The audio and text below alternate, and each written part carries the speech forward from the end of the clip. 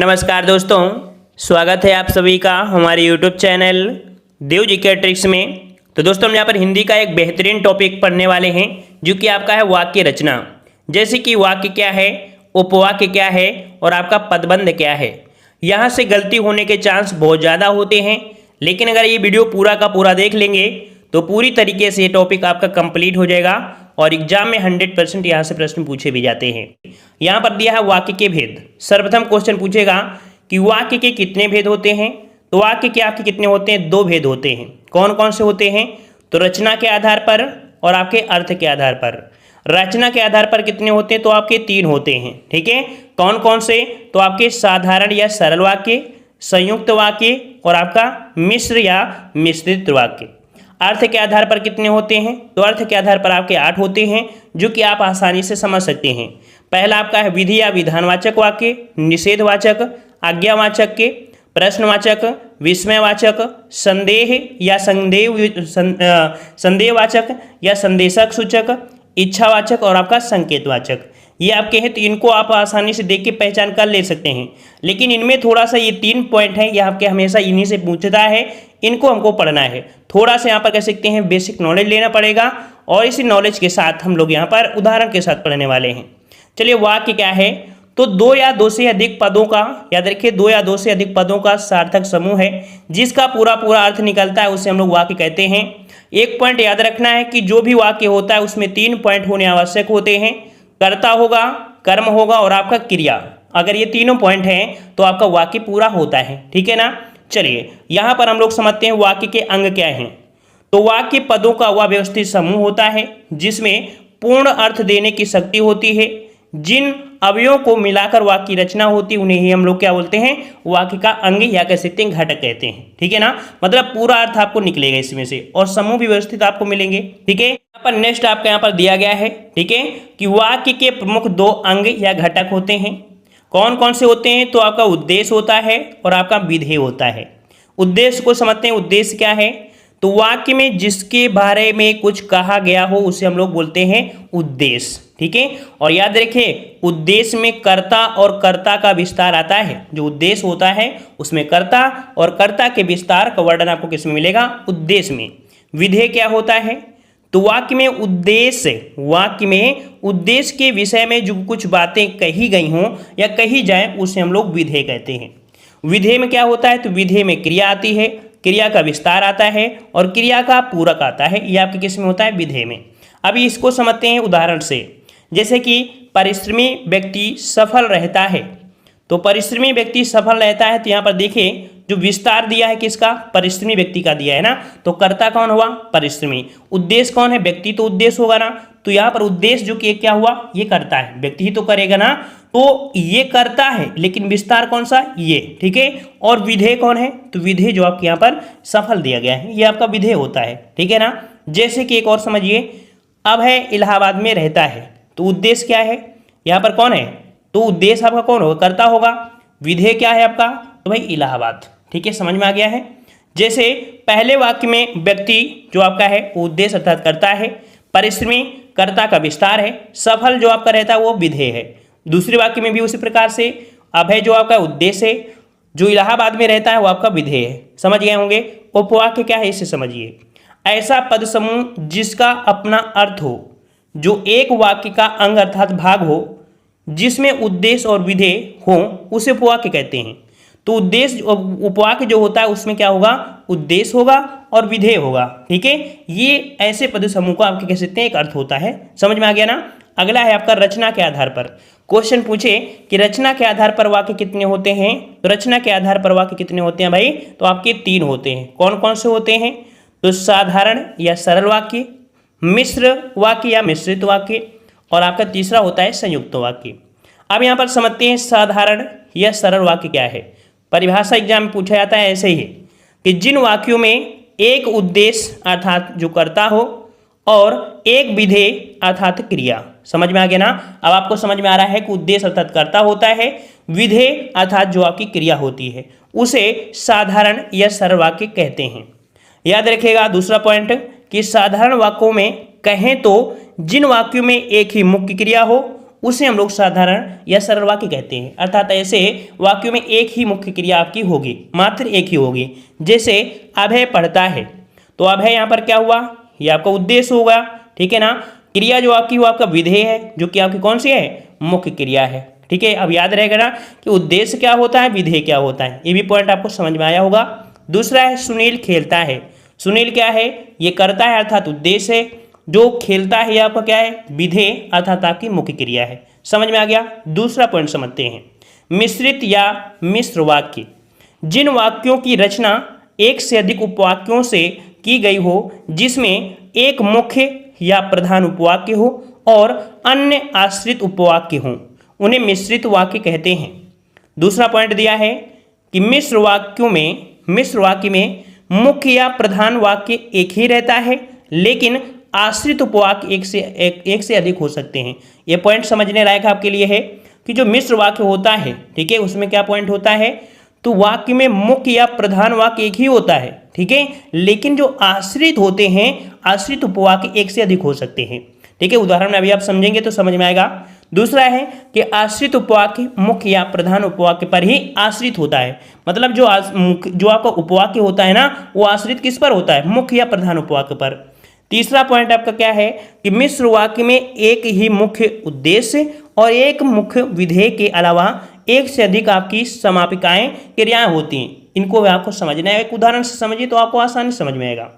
कह रहा मालिक ने कहा कि कल छुट्टी रहेगी। देखिए यहां पर दिया है मालिक ने कहा, तो मालिक ये क्या हुआ, मुख्य उपवाक्य है, ठीक है ना। कल छुट्टी रहेगी, तो भाई कल छुट्टी रहेगी ये किसने कहा है, मालिक ने कहा है। अर्थात यहां पर कह सकते हैं कि जो ये इससे क्या हो रहा है, कहीं ना कहीं देखा जाए ये इस पर आश्रित है। मालिक ने कहा है तो आपकी कल की छुट्टी रहेगी, तो इस प्रकार से ये जो आपका है ये इस पर आश्रित है ना। और ये जो शब्द होते हैं आपके अव्यय होते हैं, जो वाक्य को सुंदर और बनाते हैं। समझ में आ गया ना। लेकिन ऐसे इनका कोई प्रयोग नहीं होता है, वाक्यों को जोड़ने में या उसको सुंदर बनाने में ही आपके अव्यय का प्रयोग होता है। दूसरा प्रश्न समझिए, जब उसके पिता की मृत्यु हो गई तब वह प्रयागराज छोड़कर चला गया। तो देखिए यहां पर जब जो शब्द आपका है क्या, एक अव्यय है ना। मुख्य वाक्य कौन सा हुआ, उसके पिता की मृत्यु हो गई, है ना। तब क्या है यहाँ पर, ये आपका अव्यय है। और याद रखिए जब और तब ये साथ ही मिलेंगे, ठीक है। वह प्रयागराज छोड़कर चला गया, तो भाई यहाँ पर जो प्रयागराज छोड़ गया किस पर आश्रित है, इस पर आश्रित है, क्योंकि उसके पिता की मृत्यु हो गई है। तो अब आश्रित किस पर थे, पहले इस पर थे, अब वो तो भैया ही नहीं है। तो मतलब ये हुआ कि ये जो वाक्य है किस पर आश्रित है, इस पर वाक्य है। ये यहाँ पर आपकी थ्योरी कहा गई थी, ठीक है ना। तो ये आपका आश्रित हो गया। तीसरा पॉइंट, यदि कठिन परिश्रम करोगे तो उत्तीर्ण हो जाओगे। यहाँ पर देखिए यदि शब्द और तो शब्द आपके अव्यय हैं, है ना। यहाँ पर देख सकते हैं जो आपके समुच्चय को बता रहे हैं, जोड़ने का है। कठिन परिश्रम करोगे तो उत्तीर्ण हो गए, अर्थात याद देखो एक दूसरे पर आश्रित है। ये जो आश्रित उपवाक्य किस पर है, ये इस पर आश्रित है ना। ये आपका मुख्य वाक्य है और ये क्या है, ये आश्रित है, ठीक है ना, क्योंकि कठिन परिश्रम करना है तभी उत्तीर्ण आपके होंगे। हाँ यदि, तो ये क्या है आपके समुच्चय बोधक अव्यय हैं। देखो अव्यय हैं लेकिन कैसे, समुच्चय को बताने वाले हैं, समुच्चय को, ठीक है। चलिए यहां पर आपको ट्रिक पढ़ना है। ट्रिक क्या कह सकते हैं, ये शब्द होते हैं, इनको आपको रट लेना है। मिश्र वाक्य को जोड़ने वाले कुछ अव्यय, इन्हीं को देखकर पहचान की जा सकती है। याद रखिएगा, जिस किसी भी शब्द में कि, जो, जिसे, वह, ऐसा, तो, यदि, तो, उसे, जब, तब, जहां, यद्यप, तद्यप, तब, क्योंकि, इसलिए, कि, जो, वह, ज्यों, ये शब्द आते हैं। और ये शब्द ऐसे देख लीजिए, ये शब्द ऐसे हैं जो दूसरे पर आश्रित करवा रहे हैं, कि, जो, है ना। यदि ऐसा होता तो ऐसा होता, यद्यपि, तद्यपि, कहीं ना कहीं जोड़ने वाले हैं ना। जब आपको आश्रित वाले वर्ड लगें, यही वर्ड वाक्य को जोड़ते हैं, ठीक है ना। यही वर्ड क्या होते हैं, आश्रित करा देते हैं, इनको लगा देते। तो ये होते हैं आपके आश्रित वाक्य, कह सकते हैं जोड़ने वाले। समझ में आ गया, ये अव्यय के रूप में होते हैं और यही इनकी पहचान होती है। यही आपको देखने को मिलेगी। जैसे कि यहाँ पर आपको कौन सा मिला था, यदि मिला था, तो मिला था। यहाँ पर इसके ऊपर क्या मिला, तब मिला था, ठीक है ना। और यहाँ पर कह सकते हैं जब मिला था। ये शब्द आपको मिले हैं ना, यही शब्द आपके होते हैं जो आपको याद है। तीसरा दिया है कि आश्रित उपवाक्य, तो वाक्य का वह भाग जो वाक्य के मुख्य उपवाक्य पर आश्रित हो उसे आश्रित उपवाक्य कहते हैं। उपवाक्य तीन प्रकार के होते हैं, संज्ञा उपवाक्य, विशेषण उपवाक्य, क्रिया विशेषण उपवाक्य। ये संज्ञा उपवाक्य क्या है इसे समझिए। कह रहा है कि जब आश्रित उपवाक्य मुख्य उपवाक्य की किसी संज्ञा या सर्वनाम के स्थान पर आता है तो उसे ही संज्ञा उपवाक्य कहते हैं। मतलब संज्ञा पर ही फोकस हुआ होगा। ठीक है, संज्ञा पहचान में समझिए कि संज्ञा उपवाक्यों से पहले की लगा रहता है। देख लीजिए, क्वेश्चन पूछे कि इस उपवाक्य में क्या है, संज्ञा उपवाक्य है। कैसे है, तो संज्ञा उपवाक्यों से पहले की लगा रहता है। जैसे कि गांधी जी ने कहा कि अहिंसा का पालन करो। यहाँ पर संज्ञा उपवाक्य आपको समझ में आ गया। की शब्द लिखा है ना, एक की शब्द आपको दिया है, ठीक है ना, कि किसी संज्ञा सर्वनाम के पहले आपको लगा होता है। तो इस प्रकार से आपका हो गया। ठीक है, अरविंद ने कहा कि मैं पढ़ाई करूँगा। तो यहाँ पर संज्ञा उपवाक्य कौन है और शब्द आपका जो दिया है वो यहाँ पर लगा है। इस प्रकार से ये संज्ञा उपवाक्य हो गया। मैं पढ़ाई करूँगा, मैं पढ़ाई करूँगा, ये हो गया ना। अहिंसा का पालन करो, ये आपको समझ में आ गया। चलिए अगला विशेषण उपवाक्य क्या है। तो ऐसे आश्रित उपवाक्य जो मुख्य उपवाक्य की किसी संज्ञा या सर्वनाम शब्दों की विशेषता बतलाने या बताने का कार्य करते हैं वे विशेषण उपवाक्य कहलाते हैं। उदाहरण में पहचान करिए। देखिए पहचान, जिन उपवाक्यों से पहले जो, जैसा, जितना, जिनका, जिनकी, जिनको, जिनके मतलब जा शब्द ये आपके आते हैं। जैसा, जिनकी, जिनका, जितना, है ना, ये आपके होते हैं विशेषण उपवाक्य। कैसे कि जो व्यक्ति बुद्धिमान होता है वह जो व्यक्ति बुद्धिमान होता है दुनिया उसका सम्मान करती है। तो देखो यहाँ पर विशेषण उपवाक्य क्या है, बुद्धिमान, है ना, बुद्धिमान शब्द हो गया ना। तो उस यहाँ पर कह सकते हैं बुद्धिमान, वह व्यक्ति बुद्धिमान है, तो ये विशेषण आपका है क्योंकि ये आपका है और यहाँ पर जो शब्द लग गया है। पहचानना समझ में आए तो 2 पॉइंट आपको याद रखना है कि ये शब्द जो आते हैं ये आपके क्या होते हैं, विशेषण उपवाक्य होते हैं। सिंपल सी बात आपको समझना है। ऐसे दूसरे वाले में कि जिनको लगा है ना, जिनको आप बुलाए थे, तो ये विशेषण हो गया, लेकिन इसके पहले क्या है, जिनको। ये पॉइंट आप याद करेंगे, लिखेंगे, सब आपको समझ में आएगा। पॉइंट है कि क्रिया विशेषण उपवाक्य ये क्या होता है, जब आश्रित उपवाक्य मुख्य उपवाक्य की क्रिया की विशेषता बतलाता है तब वह क्रिया विशेषण होता है। ठीक है, जो मुख्य उपवाक्य होता है वो क्रिया की विशेषता बतलाता है तब वो क्रिया विशेषण उपवाक्य होता है। पहचान क्या है, तो पहचान आपकी क्या होती है कि जिन उपवाक्यों से पहले जब, जहाँ, यद्यपि, ज्यों, जिधर ये शब्द लगे हों उन्हें क्रिया विशेषण कहते हैं। जैसे उदाहरण आपका दिया है कि जब सुबह हुई तब हम खेलने गए। तो भाई क्वेश्चन यहाँ पर 2 बने ना, क्यों, क्योंकि ये वाक्य कैसा है, मिश्रित उपवाक्य है ना। मिश्रित वाक्य है कि नहीं है, मिश्रित वाक्य है ना, ठीक है। लेकिन यहाँ पर ये पूछा जाएगा कि इसमें से बताइए कौन सा उपवाक्य है, तो उपवाक्य पूछा जाएगा दूसरे नंबर में। तो कौन सा है, क्रिया विशेषण। क्यों, क्योंकि यहाँ पर शब्द कौन सा है, जब है ना, जब तब, है ना। हमने बताया 2 पॉइंट आपके बनेंगे कि ये जो पूरा वाक्य है कैसा है, ये मिश्रित या मिश्र वाक्य है। ठीक है, लेकिन दूसरा पॉइंट ये पूछेगा कि जब तब जो आप कहें इनके उद्देश्य से जो लगा होता है तो किसमें, क्रिया विशेषण उपवाक्य होते हैं। समझ गए होंगे हम समझाने वाले क्या थे, समझ में आ गया ना कि इसमें 2 प्रकार से हो सकते हैं। क्योंकि उदाहरण किसका है, मिश्रित उपवाक्य का, मिश्रित का है ना।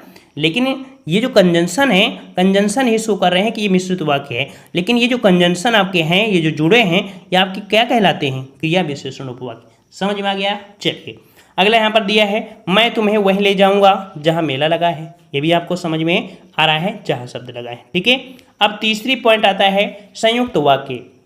तो जिस वाक्य में साधारण और मिश्र वाक्य का मेल संयोजन अव्यय जैसे किंतु, पर, और, या आदि द्वारा होता है।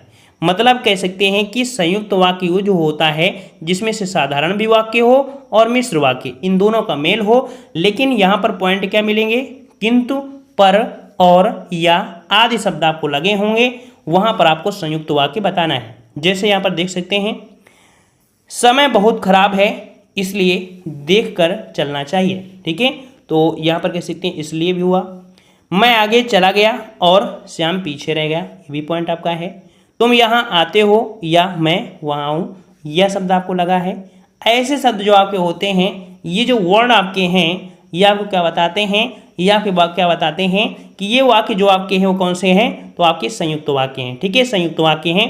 क्या क्या पहचान आपको याद रखना है, और शब्द, इसलिए, क्योंकि, लेकिन, वरन, एवं, या, अथवा, परंतु, चाहे, अतः, पर, किंतु, सो ये शब्द होते हैं जो आपकी किसकी पहचान बताता है, संयुक्त वाक्य की पहचान बताता है। ठीक है, देखो मिश्रित वाक्य था वो एक पर आश्रित हुआ करता था। ठीक है, क्या होता था, आश्रित होता था, कहीं ना कहीं आश्रित होता था कि ये वाला वाक्य है इस पर आश्रित होगा, किसमें, ये मिश्रित वाक्य में था। लेकिन इसको पढ़ो, समय बहुत खराब है इसलिए देखकर चलना चाहिए। ठीक है ना, तो यहाँ पर कह सकते हैं ये जो आपका है यही इसको जोड़ने का कार्य कर रहा है। इन वर्णों को आपको याद लेना है। ठीक है, याद कर लेना है।